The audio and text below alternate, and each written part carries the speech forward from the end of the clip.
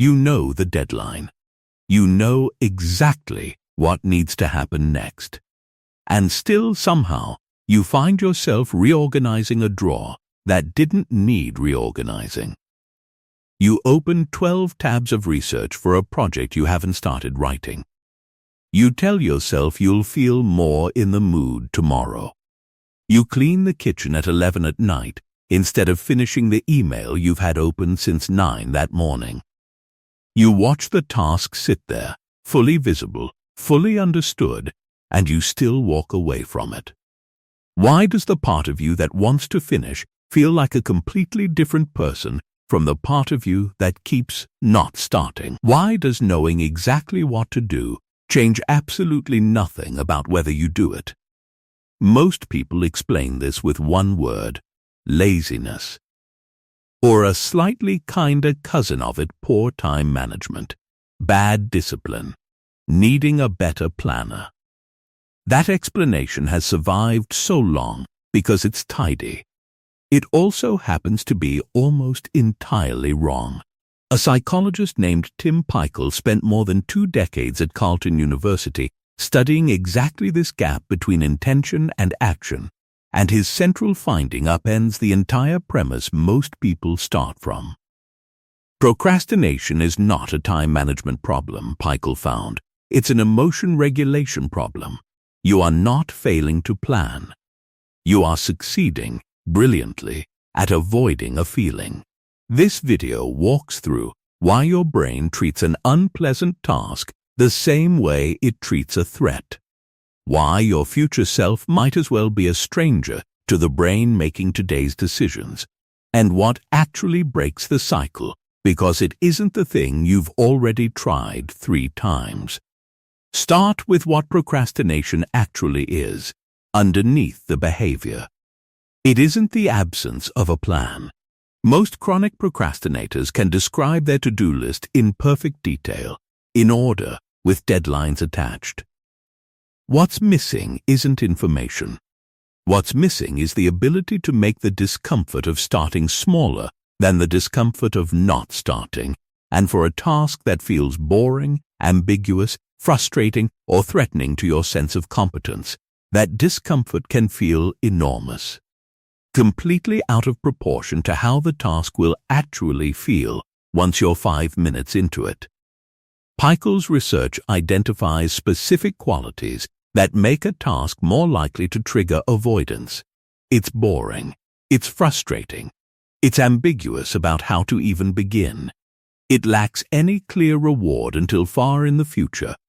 Or it's personally meaningful in a way that makes failure feel dangerous. Notice that difficulty isn't on that list by itself. A hard task with a clear next step rarely gets avoided the way a vague, emotionally loaded one does. Think about the difference between assembling furniture with a numbered instruction sheet and starting a personal essay with a blank page and no prompt. The furniture is objectively more physically demanding, heavier, more fiddly, more likely to leave you frustrated with a stripped screw. But almost nobody procrastinates on furniture the way they procrastinate on the essay, because the furniture tells you exactly what step 1 is. The essay doesn't. Ambiguity, it turns out, is a far stronger trigger for avoidance than difficulty ever is, because an unclear task forces your brain to do 2 things at once: figure out what to do and manage the anxiety of not knowing yet whether you're doing it right. The reward timeline matters just as much as the ambiguity does. A task with an immediate, visible payoff, washing a dish, replying to a friend's text, gets done almost automatically because the loop between effort and reward closes in seconds. A task like studying for a certification exam 6 months away, or saving consistently toward a retirement you can't picture, has almost no reward signal in the present moment at all. Your brain, which evolved to respond to reward it could sense quickly, treats that kind of task as barely worth its attention, no matter how much your rational planning mind insists it matters.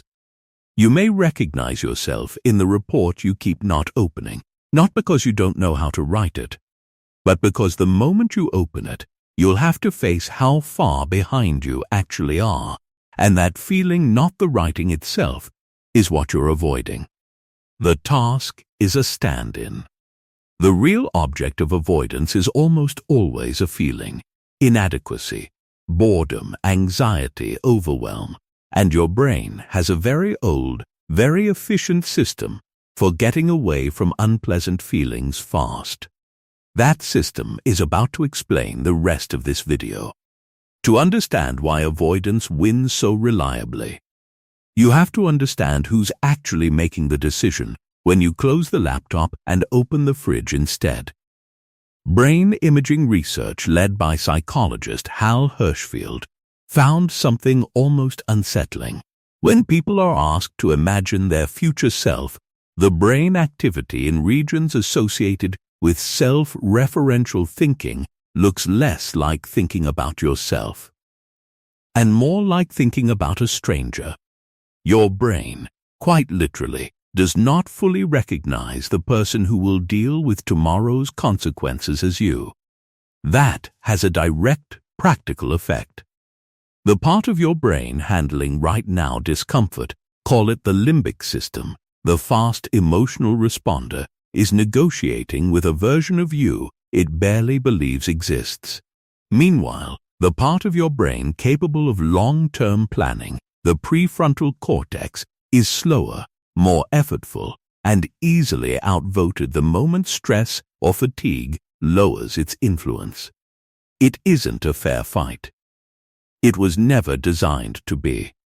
This is also why financial planning researchers have found that showing people an age-progressed image of their own face measurably increases how much they're willing to save for retirement.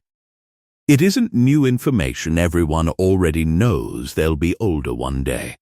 What changes is that the future self stops being an abstraction and briefly becomes someone the brain can actually recognize as me, which is enough to shift a real decision.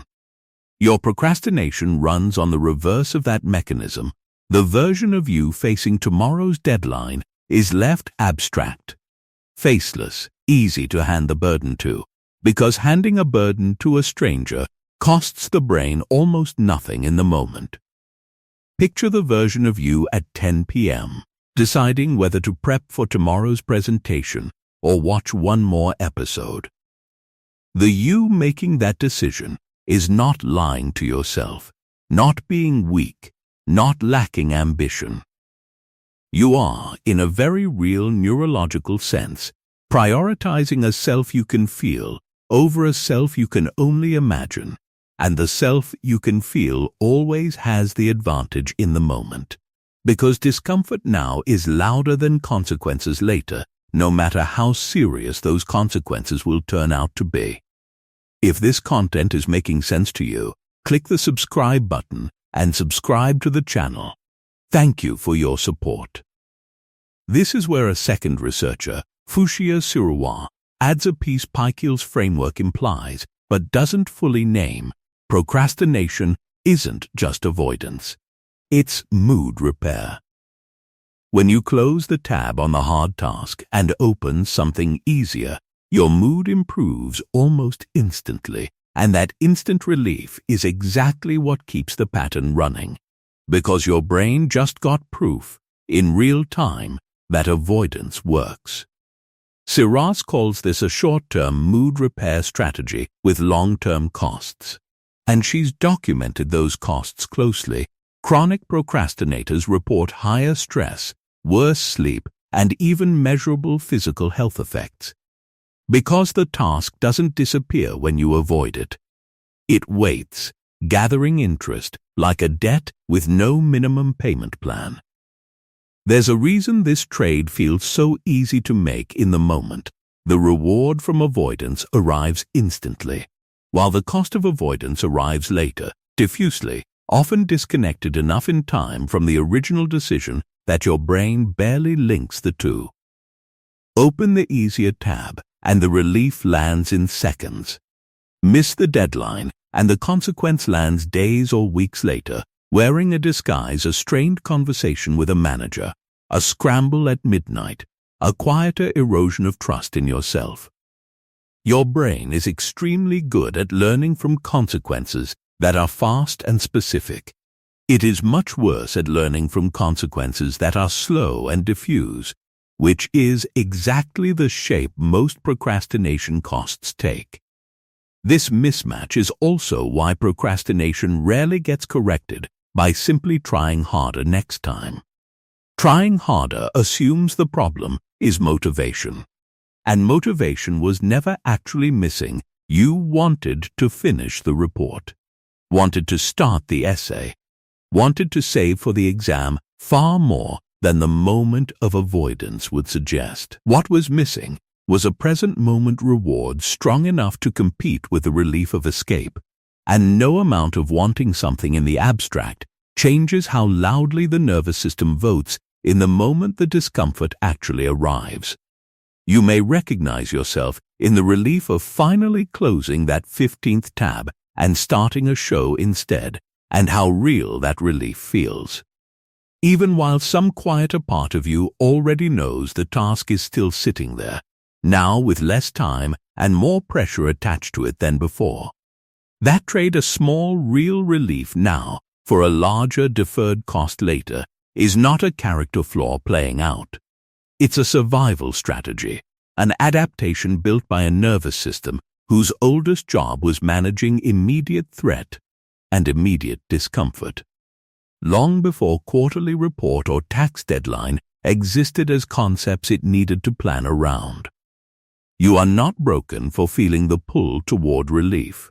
You are running exactly the software you were given. Here's where the pattern splits, because not everyone who procrastinates looks the same on the outside, even though the mechanism underneath is identical. Picture two people facing the same overdue project. The first is what researchers sometimes call an active procrastinator. She genuinely performs better under the pressure of a compressed deadline, feels a surge of focus in the final hours, and will tell you, not entirely inaccurately, that she works well under pressure. The second is what researchers call an avoidant or anxious procrastinator. Every hour of delay adds more dread rather than more focus, and by the time the deadline arrives, the work is rushed, the person is depleted, and the relief of finishing barely registers under the exhaustion. Both are managing the exact same emotional avoidance system. One has simply learned to convert the deadline itself into the mood-repairing rush that makes starting bearable. The other never finds that conversion, and instead just endures a longer, heavier version of the same avoidance. Neither person is more disciplined than the other. They're both negotiating with a future self that doesn't feel fully real. Using whatever strategy their nervous system has learned works best for getting the discomfort down to a tolerable level. There's a third figure worth picturing, standing between those two, the perfectionist procrastinator, who delays not because the task is boring, but because starting means risking a version of the work that isn't good enough, and an unstarted project can never technically fail. Only an attempted one can. For this person, the blank page isn't neutral, it's the last moment before the work becomes judgeable, and stretching that moment out feels, to the nervous system, like postponing a verdict.